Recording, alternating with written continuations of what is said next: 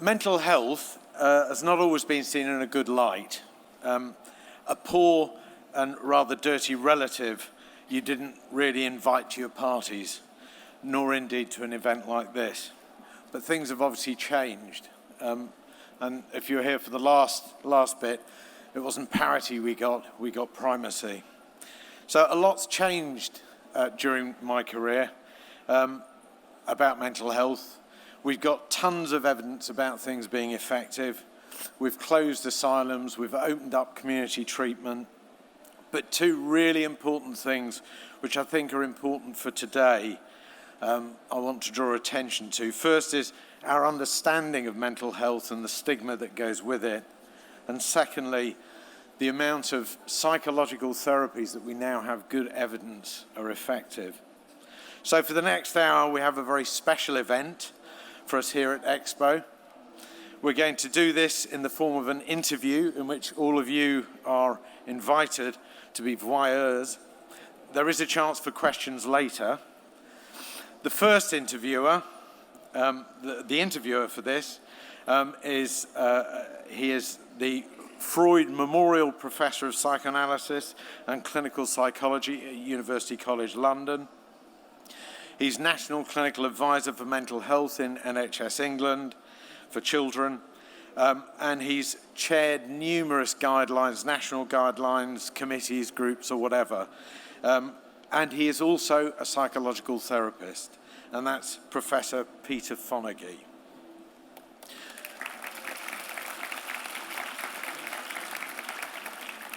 The interviewee almost doesn't need any introduction. She is a fantastic entertainer, an amazing comic, a superb ambassador of mental health, a great writer, and she is also a psychological therapist. Can I introduce to you Ruby Wax?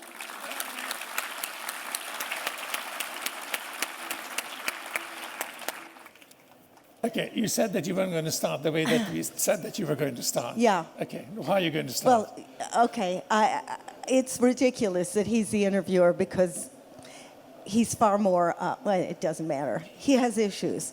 So, insecurity is, yeah, it hasn't worked for you. No. Well, people say, how did I get into mental health?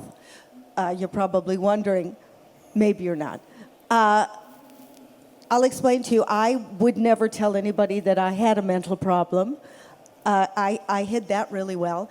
And then I was outed by Comic Relief because they put a poster without asking me in the tube stations that said 1 in 4 people have mental illness, 1 in 5 people have dandruff, I have both. So I was mortified, and I hurled myself in front of the posters all the way down the escalator, and so I had to admit that something was wrong. So what I did is I wrote a show, and I pretended that was my publicity poster. See, smarter than you. And what I did was I performed it. I had, somebody called my bluff. So I performed it for the next 2 years in NHS hospitals, and I think they liked it. They weren't always facing me. And they asked questions in the second half, and so you could see them kind of defrost because I wasn't talking down to them. I was their people. One woman asked me, I'm not making this up, how do you get a poltergeist out of a Hoover? So wonderful question. Well, people that you probably have an answer for. Not the poltergeist. Okay. No, you have to. What did you say to the poltergeist and the Hoover? I said, get back to me. I didn't know, but she did say it. Yeah. Okay. I mean, you changed careers, in effect. Yeah. What made you change careers? I mean, what actually motivated you rather, Yeah. Well, I loved my career at the time, and it was appropriate because I was a born narcissist, and so it fit me like a glove. And I loved. Well, I interviewed. I don't know if you can Google it. I interviewed Donald Trump. Did anybody see it? Yeah, I should have taken him out then. Yeah. And he interviewed me. He put me in his plane, and we were 33,000 feet. And he said, he told me he wanted to run for president of the United States. Yeah. And I laughed. And so he landed the plane and made me get out in Arkansas with a camera crew. In Arkansas? Yeah, that's where we went up. Then we did a really good film without him. And then at the end, I returned his pen that he left with me, and he said if he ever saw me again, he'd kill me. So that's what I always said those were in the days before he had a dead rodent on his head. Yeah. He just had one nose hair, and then he'd wind it around his head. But now, of course, he's become more sophisticated. Yeah, no, I've noticed that. I mean, oh, so you asked me why I changed. Yeah, I did. I was going to repeat the question just in case you didn't hear. I remembered.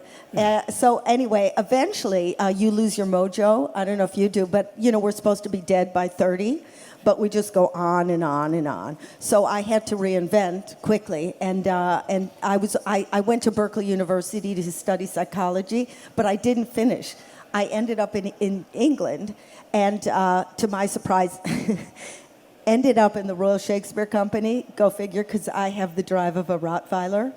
And I did, to learn an English accent, you have to do, I don't know if this is relevant, tongue exercises. So I spent my time at drama school, to get the English accent I have today. So, that's what happened. If this is an outcome study of Radha's educational program, it's not perfect yet. They have some ways to go. But so you anyway, studied at Berkeley. You said you studied at Berkeley, studying psychology. You could have become a psychotherapist then. I'm not a psychotherapist professional now, because I went to Regent's College to get my psychotherapy degree, and you have to do 400 hours, and I did a few, and I was a terrible therapist. I used to sit with them and go, come on, just cut to the punchline. It wasn't good. And I think that when women have menopause, they get really interested in helping other people. Nobody's laughing. Either that or they create, they start saving homeless cats, one or the other. So I decided psychotherapy, but, I thought all the therapists had a point.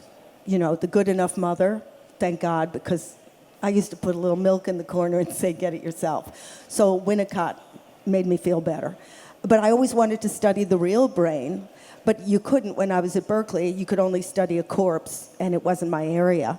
So when they could see the mind at work, I thought, I'm going to go now and study that, kind of at a late age. So I crashed a course at UCL to study neuroscience. And I told everybody in my class that I had that disease where you age really fast. And eventually, they found out I really was old. But it didn't matter because I started dating. Anyway, they invited me to parties, so it was fine. So that's what happened. But later on, I did go on to study it. Did you have any therapy yourself? Did you? I did. This part of my training. What kind of therapy did you have? I had I had several, but I had the one where you have to lie on the couch and there's somebody behind you you can't see and talks to you, and you have to imagine them making funny faces in order to carry on. Did it work for you? No. What do you think? No. Listen, how much more? How much more therapy, Peter? Well, I don't know. But when I was adolescent, I had quite a severe depression, and I was suicidal, and suicidal thoughts certainly, very desperate. I had therapy, and it actually helped me a great deal. Have you had depression since, or do you still have episodes? Well, I wouldn't call them I don't meet criteria Are you anymore. on medication? No, I'm not. Okay, well, it must work. But for exactly, you. Yeah, exactly. But I was asking about your therapeutic experience, and... See, he throws it back. Yeah. Should I lie on the couch? No, I don't think you need to. Do you want me to tell you the funny thing, or you want me to tell you the real reason? I can go either way. But they didn't pay, so I might as well go the real way. The real way. I think that's what do you think? Yeah, I go the real way. Honestly, if they bought a ticket, I could just No, they Give didn't them the buy a show. ticket. They're all freebies. Oh, well then screw them. Yeah. Okay. Do you want to know about? Yeah, I want to know. So I wanted to find out why I had depression. Same thing as you, though I did do some alternative therapies. Oh, tell us about the alternative Would you like therapies. to know? Yeah, I know? This is what your competition is. All right, okay. I had to marry myself. Dr. Barbara, I don't know, you've heard of her? Dr. Barbara, we were on a beach wearing wedding dresses, and there were a few Puerto Ricans with me, all in wedding dresses, and Dr. Barbara said, do you, Ruby, take you, Ruby, and I said, me, Ruby, or you, Ruby? So they played the wedding march on a tape recorder, da, da, da, da, and then I eventually had to do my vows. This was for a TV show. All right. And then I carried myself over the threshold. That was Dr. Barbara. And I did rebirthing, as you know, where you shouted all the organs that got in your way. It's supposed to be better the second time round, but it isn't.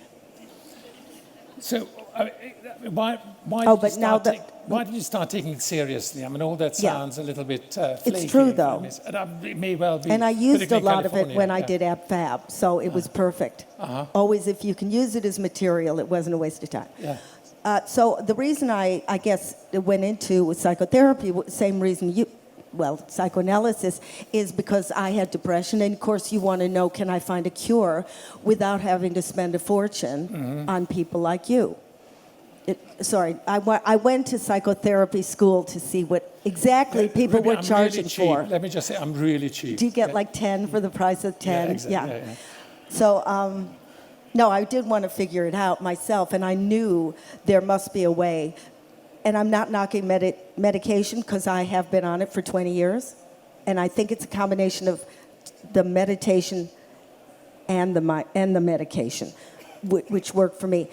But I did have depression since I was a kid, but nobody knew what it was called because my mother had it. But, you know, in those days, what was it? She ended up, cleaning a floor and chasing dust balls for 30 years, and then, was howling. And the police would come sometimes and they'd say, your mother's going through a change of life. And I said, for 87 years. So I also had it, but they didn't know the name. So it felt like hibernation, but that feeling, you can taste it. But I couldn't get up, and of course there was no name for it. And eventually, I was institutionalized, and I got, as you know, very few cards or letters from anyone. If I had a broken leg or I was with child, I would have been inundated. All I got was a few phone calls telling me to perk up. Because I didn't think of that.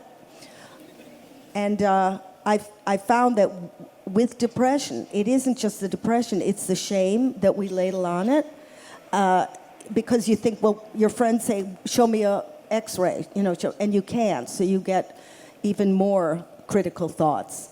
And I always say it's not like one critical voice, it's like 100,000 critical voices. And I was like, if the devil had Tourette's, that's what it would sound like. But you are out of commission. And I always get angry that people think this is an act of imagination.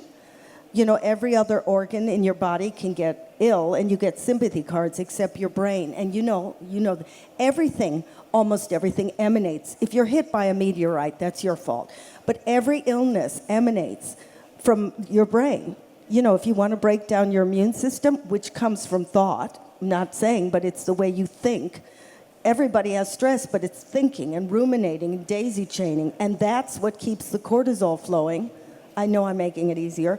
And that's what breaks down the immune system. And then we get obesity, we get infertility, we get heart disease, we get premature aging. So I don't know why so much money is thrown at those things.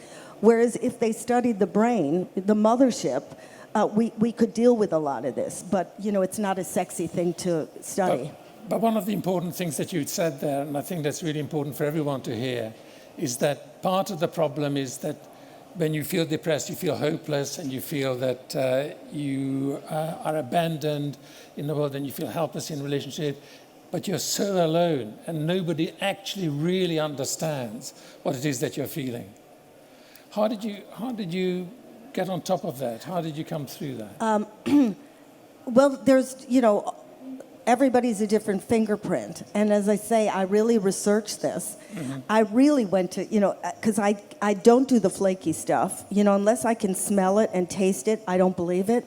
So I went to research books, and the thing that had the best results, and I say again, not all sizes, fit all. Mindfulness and cognitive, which I didn't, had the best results as far as depression and then anxiety and panic attacks and just general well-being. So I thought, I'm going to study that. And you don't need a therapist because you self-regulate. And that is the next zeitgeist, because none of us can afford shrinks. And there's very few beds. So we have to do it on our own. As I say, figure it out. So I hunted down the founder, who was Mark Williams. And I've told this before, he was a professor at Oxford. So I said, just give me what happens in the brain, just in 2 minutes, because I haven't got time. So he said, you have to get into Oxford for your master's, and again, drive of a Rottweiler. I did, and I have to say, it does deliver what it says on the package. It doesn't cure depression. I mean, there's good statistics for people that do, but you do hear an early warning. You get that idea that you're not at the mercy, you're not depressed, but there is depression. So, like an animal would hear before an earthquake or a tsunami, it hears a warning. I can feel it coming. Now, then I can make precautions. That you construct your depression to a certain extent, and therefore you can deconstruct it. Is that what you mean? I can have distance from it, and that's everything. Then rather than getting more busy because there's so much shame, I started to cancel things. Maybe get the medication up. You don't have 1,000 dinner parties because, as I said, when you have depression, you want to show the world you're perfectly fine. I mean, if you had any other disease, you'd take to your bed. So I do feel it coming, and it does sharpen other things that are really important in your life, for me. It does work with that rumination, the very thing that keeps you up all night, and the cortisol flows. Again, it's the thinking about stress that really makes you ill. It does, at least you just have the experience of stress or anxiety. You don't get anxious about anxiety or stressed about stress, and that's where the damage happens. Let's kind of broaden the conversation a little bit. You talked about your own, very honestly and very bravely, about your own mental health problems. But what do you think of mental health in general? How could you persuade all the people here that mental health is an important issue? How would you do it? Because, you're the... How would I do it? Yeah. I can cite the statistics. I can say 30% of people have mental health problems. I can say this is the most burdensome disease that there is, particularly for children, and particularly if we can do something about it, we need to start early. But we have been saying that for many years, and we haven't succeeded. And you have actually made, to my mind, a much greater impression on the community than most people have. What's the secret? First of all, I did shows, and for 180 shows. Again, I did it because of the posters. And I took the shows, not just from the NHS, I took them to real theaters. So they went to Australia, New Zealand, and Cape Town, and America. And in the second half, the audience stand up and they can speak. And it was such a relief. I didn't know that would work, that people could finally say in front of each other, like one guy from Newcastle, I haven't told my wife I'm on medication for 20 years, and she's sitting next to him. And somebody else would say, my son committed suicide, I couldn't get him to a hospital in time. Somebody else would be amusing, somebody else would say, I have bipolar too, and it became a kind of club. And suddenly the shame lifted, because you were with your tribe. It's stigma, at the heart of it is stigma, is us not being able to, in some way, tolerate the fact that we have something well, maybe there for the grace of God go I, because if it's not you, it's your mother. If it's not your mother, it's your cousin. So again, it's too much fear. Anyway, what happened was the audience started, as the years went by, because I've done it for 8 years, they started to get more and more articulate. And then I'd have walk-in centers on my day off where you spoke, and then I'd provide volunteers. So they don't know how to get a therapist and they don't want to admit anything's wrong. And, and now they could compare notes. So do you mind me just saying something? Okay. Because this is relevant to myself, is that I felt that people, rather than online, would really like to meet each other because there's such relief. Part of the cure is meeting your own people. So I started something which is just in the infancy. Do you mind me saying it? We're opening frazzled cafes, which will be like A throughout the UK. And so if anyone here would like to get involved, especially if you're connected to mental health, one of the facilitators, could I give you a website? Okay. And so far it's worked. I mean, there's such a relief in people. They network, they have buddy systems, the whole thing. I have a name for the buddy system, but I won't say it here. It's in my book. All right, so if you go rubywax.net, what's that thing? / frazzled dash cafes. And just say you're interested in maybe facilitation because you've talked to me. So it's Ruby Wax. Just go to my website. It'll lead you there. rubywax.net / frazzled dash cafes. I'm sorry I had to push it, but to me that's the only way I can figure out that we can all meet. And when we all meet, maybe we'll have some power. Because as long as people are in isolation, it's the gay movement did in my lifetime, and now they're everywhere. In the army, in politics, hairdressing, everywhere. So I'm thinking, if we could maybe get together, but this is the baby stage, then we would have some say. And there would be parity between, I know you were talking about it, mental and physical disabilities. Yeah. You said that we have to remember that we're all unique. Just like everyone else, as Margaret Mead said. So we're all unique. We all have a particular way of being helped. But at the same time, you move towards, and I think that's really admirable, towards evidence-based help. You looked for what there was good evidence for and sought help in that domain. How could you help in the context of your Frazzled Cafe to move people, to help people to get more evidence-based help? You have to have a specific niche. So this niche is just for people to meet their own kind. It's not for somebody who's seriously ill.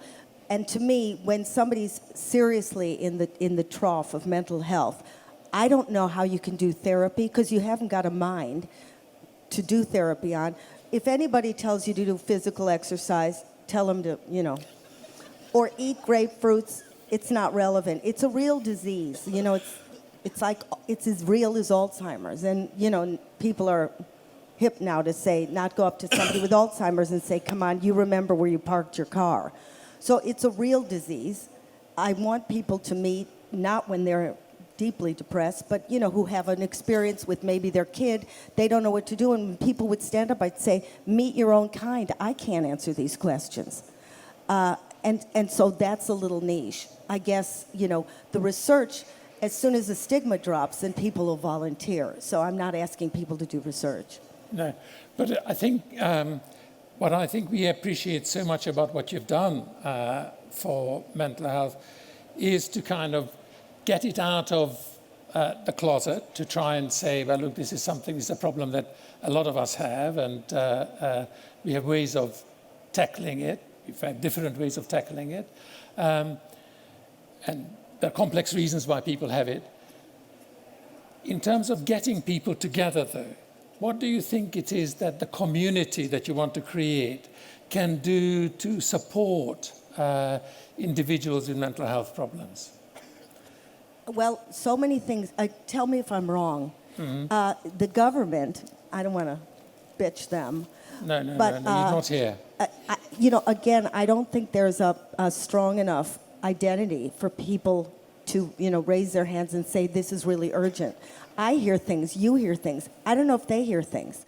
To understand that, okay, don't do anything for the kid now, but in 20 years when you get mugged, or even worse, it's because you didn't shape that kid's brain. And again, you know this, people think that we used to come into the world the way we go out, but there is this there is a reality called neuroplasticity. So they understand that if you get the kid early, their brain is like chewing gum. You can reshape it. And you rewire. If that was known, then there's a reason to get these kids early. And again, what are the statistics for kids? Now it's accelerated because there wasn't 1 in 10. 1 in 10. And what was it? What do you mean? It has always been 1 in 10 as far as I know, but maybe it was less before, but I don't know. Yeah, but there wasn't cutting when I grew up. Ah, right. And there wasn't a lot of, these kids are under more pressure than I ever was. Because, you can get this or this. Now that's going to drive them. And teachers don't deal with it, and the parents are the ones that screw them up. So where do they go? So again, I think it's urgent that why does the government not understand that the brain is possible, to reshape if you get them young enough? You'd save a lot on that ADHD, the OCD. All of this can be dealt with early, and it wouldn't drain the funds. You are speaking to the choir here. I think you are. I totally agree with you. But let's just for a moment get so personal again. How far do you think you have traveled along this journey? You talked about having a mental health problem, working yourself out of it, creating really a very, very creative product out of it that actually helped many, many, many other people. Where are you now? Without explain, they can, figure it out. I do mindfulness. Other things work for different people. Tell us a little bit about it. How does that work for you? How does it work? Well, without explaining mindfulness, it does work with the rumination. It doesn't get rid of stress, but again, you have a tool, unless you want me to tell you how you do it in a sentence, that helps when I'm in a situation, if I'm nervous here or I'm coming on stage, within the situation, or if you were scared of public speaking or somebody's about to kick your behind it, there is a way of cooling down this, and you do it on your own. By the way, you have to practice. Everybody wants a weekend workshop, but you don't get a six-pack with one sit-up. So people all want a magic pill, but even with your job, they can't come once. Yes. Okay, so you have to practice it. I'm not going to explain it, but it does bring the cortisol down. And another thing it does is I know this is throwaway, it helps you focus. Because when that red mist is up there, you can't focus. You can't show empathy. Your mind is busy. So I think that I'm able to pay more attention on where I want to be. Like when my kids were growing up, they always say to me, what was I like when I was 5? And I go, don't tell me, I know the name. Because I thought they wouldn't see that my fingers were still, typing. So I think now when I talk to them, I'm aware, it's the overview that I'm doing this, and then I can really focus. Now they think I'm a whole new person. But another example is where I lived my life in a kind of sleepwalking state. I was in Australia, and there was an eclipse of the moon, of the sun, and it only happens every 200 years. And so it's happening, and all I can think of is what I'm going to say to the white company, because I'm so angry they've given me a single duvet instead of a double. So I missed the entire eclipse, because that's wherever your mind is, even if you're on holiday, if your mind is in the office, that's where it is. So people say, well, what's with attention? And I go, that's worth living for. But then I'm not perfect, when, it doesn't happen because I will it. Sometimes when I'm really frightened and the cortisol bubbles up, and we're all human, I go back to what I was like when I was, a small child, which is, so there's a little bit in my book, and I read you, this is what happens. Even though I do mindfulness every day, I can resort back to who I used to be. You do break your habits, but they're so ingrained, you know that. Should I read you this? No. Sorry? Should I read you this? Because this sums up what my habits are. No, I think it's from my book. It's hilarious. It's hilarious. Do you want me to read it? If it's hilarious, yeah, okay. Okay. Maybe I don't have it. Are we ready to finish? We are ready to ask the audience if they have any questions. Well, get my book. It's on page 87. It's hilarious. Let's see if people have questions to you. Is there a roving mic somewhere? And there's a question over there and a question over there. Over there first. Just, mic is coming to you. Does it work? Yeah. Yes. I saw you in Edinburgh about 8 years ago, and you were over at the Italian restaurant across the road, and the family loved you. They were like really happy, and then I saw you do this show, and I thought, wow. And to see you still doing it now is really good. I have borderline personality disorder, and I'm a mental health service user rep.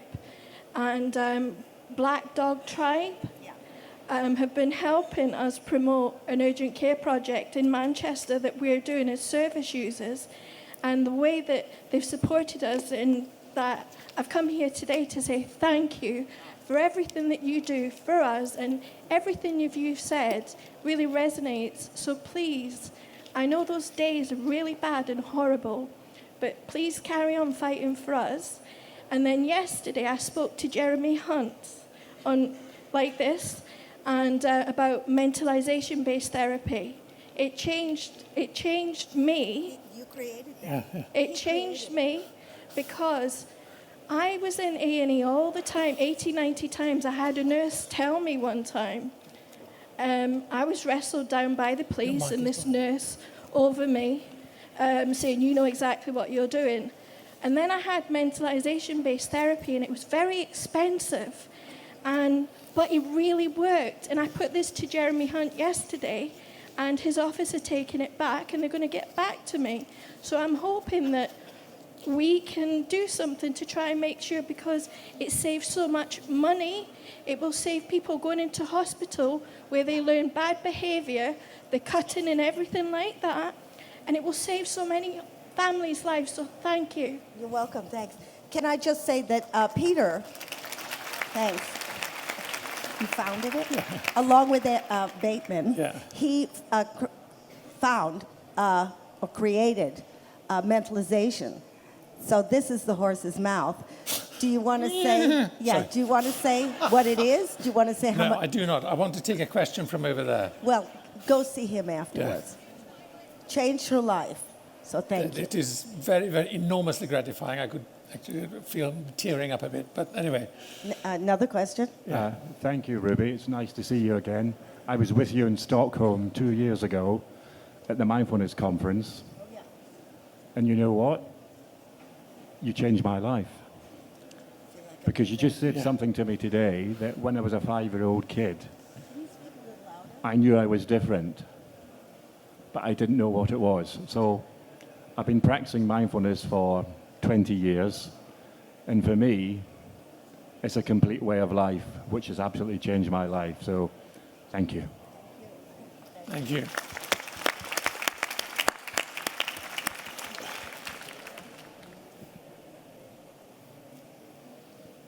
Hi, Ruby. I'm Krishma, and I work in the NHS in learning disability. But one of the things I'm really interested in is how you get into different communities, because there's a lot of stigma around mental health in Asian communities, and that's something I really struggle with. And how do you reach out to those communities where they maybe aren't accessing online things, just because there's so many people hidden away? And I think that's a really massive issue. Could he answer? Yeah. No, you can answer. No, I don't know. That's your domain. Stigma. What? Yeah, how do you get, let's say, into the mental Asian health communities. into the Asian communities? Well, It's your baby. You've got to have people in the health service who are part of those communities. The health service ought to reflect the community that it serves. And I don't think we're there yet. So we have to have a positive recruitment campaign. No answer. No, thank you. But if you, this is tiny. If you do come to the Frazzle Cafe and you meet other people, or you can be put in touch with other people with that, with that wanting to look at that agenda, we can put you together. I mean, it's a small thing, but I really do think it is meeting your tribe.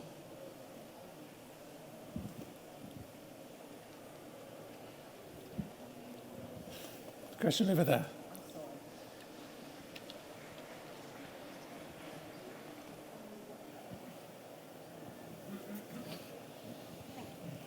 Hi, so over in Camp Expo today, we're looking at what dreams for the nation are. So one of my dreams is to have a mental health first aider in every workplace, the same way that there's a physical health first aider.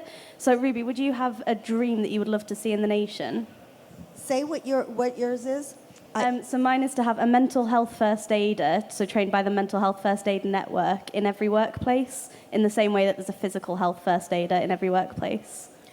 Well, I would say mine is the same, and in schools, because as you say, I think in America you can have that you're a criminal on your CV and still get a job, but good luck in this country, because it's kind of a conundrum, you know, if your insurance finds out or whatever, and also you're ostracized. So I think getting parity in the workplace is pretty much the most important thing. And it would also show that the government takes it seriously.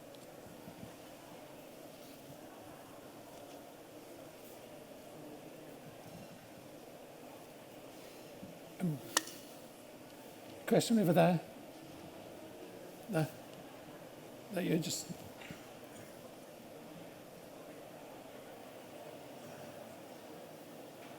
Has somebody got the mic? Or have you stolen it? Yeah. It's quite hard to see the... Hello? Yeah? Hi. Where are you? I'm over here. Oh, hi. All right. Hi. We talk about sort of integrating mental health and physical health. How about flipping that on its head, and how do you see mindfulness helping physical health? The guy who came up, who brought this whole concept to the West, is called John Kabat-Zinn, and he worked at Massachusetts University Hospital. His first patients were people who are suffering from acute pain, and would you look in that book? That was the first thing, and then my professor, along with a few others, took it to a psychological intervention. So unless I explain to you mindfulness, but it does have to do with people with the pain. When you focus, rather than try to ignore it, when you really bring the attention into the physical, the mind does quiet down. You're never blank. When you're blank, you're dead. That's a good clue.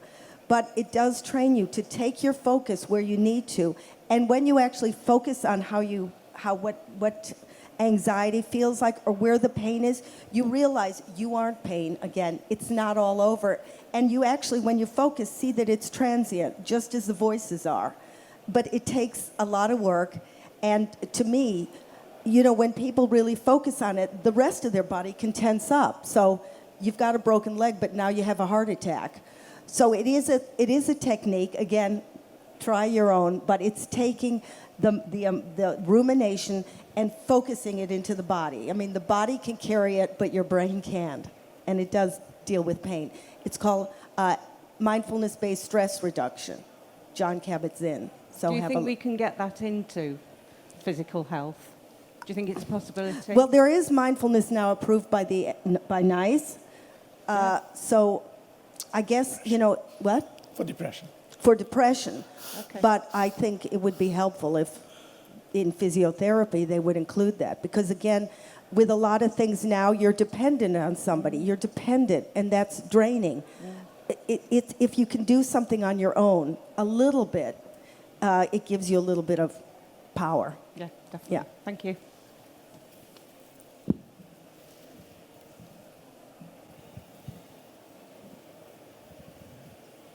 And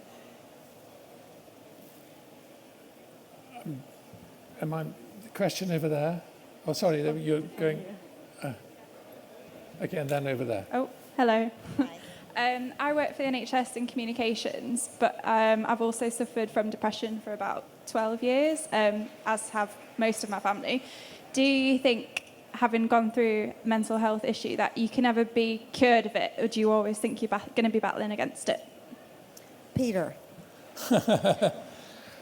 Well, I think the issue isn't one of, as Ruby has really very clearly told us now, the issue isn't one of cure. The issue really is, how well are you managing? Can you live your life in a productive, functional way? And then, you have a problem, and my own personal depression, I don't think will ever leave me.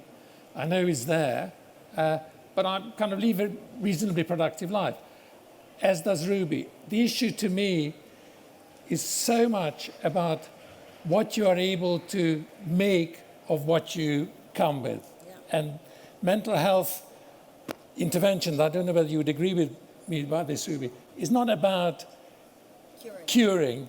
It's about trying to make a person recover so that they live their life to the fullest extent. Would you agree with that? Yeah, but it's just as agonizing. It's pain is pain, but suffering is optional, somebody said. Yeah. You get it, but I have to say, when I did get it 2 years ago, it was quicker. I didn't sit in a chair for months on end, too terrified to move. As I say, I ducked, and some of the abuse went over, some of it hit me in the heart, but it was quicker, because it's the cortisol, again, that exasperates this thing. So you learn techniques, but don't kid yourself. It's still agony, but not so long. Thank you. Yeah. There's a question here. Yeah.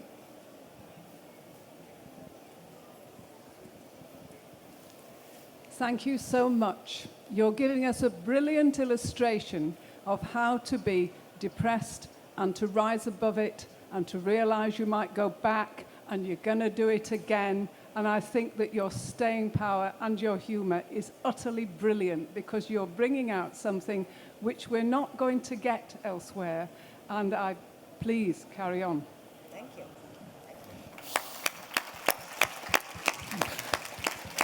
Are we supposed to finish now? No, I think we got. Do you want me to read the hysterical bit? Yeah. We have time for a couple more questions, if there are. Could you wait for the mic, please? Running, like the wind. Hi, my name's Elaine Stevenson from the Fit for Work team. We work with people who are unemployed or employed with a health condition, most of who have mental health issues. So I was wondering, what would be your advice for them to be able to return to work or move into work?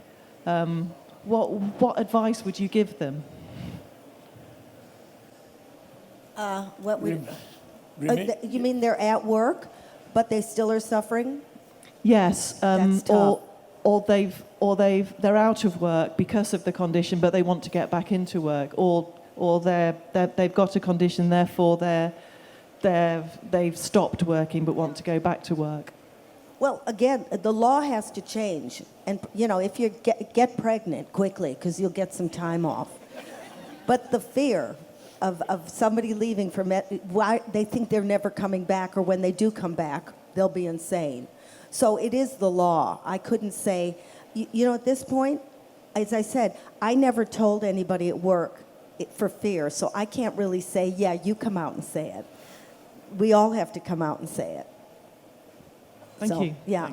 Did you ever have to work when you were feeling depressed, say, working with people who were depressed, Once I did that. I was in a hospital, and I lost my job, but they did allow me to do a show, a presentation on the internet called Ruby's Room. I think at a certain age you're not allowed on TV. Yeah.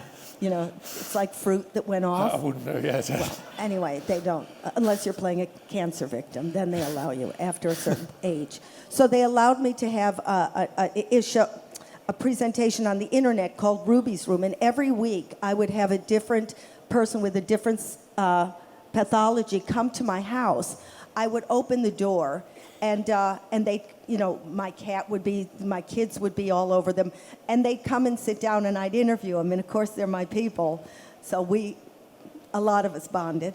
But my first guest was somebody with depression, and I was in the hospital, so I left. I was too scared to say I had depression, that I'd maybe lose my job, so my husband came and picked me up from the hospital. I put lipstick on here. All the inmates said, "This is crazy," which is, you know, high praise. So I went home. I interviewed somebody with depression, having depression, with sweat running down my face, and you could see them looking, "You're more fucked than I am." Anyway, when it was over, I went back to the hospital. I got a round of applause there. So that's real fear. Again, I can't say show up at work. I don't know how you do it. Luckily, I don't have a 9-to-5 job, so when I was really ill, I'd say I was I had a cold, a long cold. So I don't know how you do that when you do have a 9-to-5 job. Hi, I just wanted to talk about the link between grief and bereavement and depression. I've just put together a new charity called the Good Grief Trust. I'm trying to put together a new bereavement pack and website to go through hospitals and hospices everywhere. I'm just really inspired by the cafe that you put together, the Frazzle Cafe, because I think at the moment we need to talk about grief, depression, bereavement in the same umbrella, really. And it would be great to be able to put together a cafe that we can go and talk about our grief, and you know, obviously, because there's a massive link with that. I didn't know what you thought about mindfulness. If you're suffering through grief and bereavement, do you think that might help? Again, the chances are pretty good, because you are dealing with watching the emotion rather than being at the mercy of it. So I would try it. One thing I don't agree with is if somebody's in grief, that they should have antidepressants. Because as I say again, you don't take insulin for a toothache. So there has to be a distinction. But there are bereavement support groups, and your heart is so painful that, you should meet your own kind. If you can't, then come to the Frazzle Cafe. You're welcome to talk about it. You will find people that'll give you empathy. But I really think be with your own people if you can. Yeah, I absolutely believe that support groups is the way. Yeah, there's an amazing charity called Widowed and Young, actually, for people who have lost a partner. Yeah. Okay. And it's that peer-to-peer support and talking about your own experiences with people who understand that I think is the key to any sort of healing and going forward with anything, either it's depression or grief. Well, you don't feel alone, and that's the most important. Yeah. Okay, thanks. Ruby, thank you very much. And Peter. Yeah, I'm coming to that. Thank you very much for everything you've done. There is no doubt in my mind that you have done a huge amount for the stigma around mental health. And I think getting psychological therapies out there in the same way, I think, is a jolly good thing. So can everybody put their hands together for Peter Fonagy and Ruby Wax? Thank you.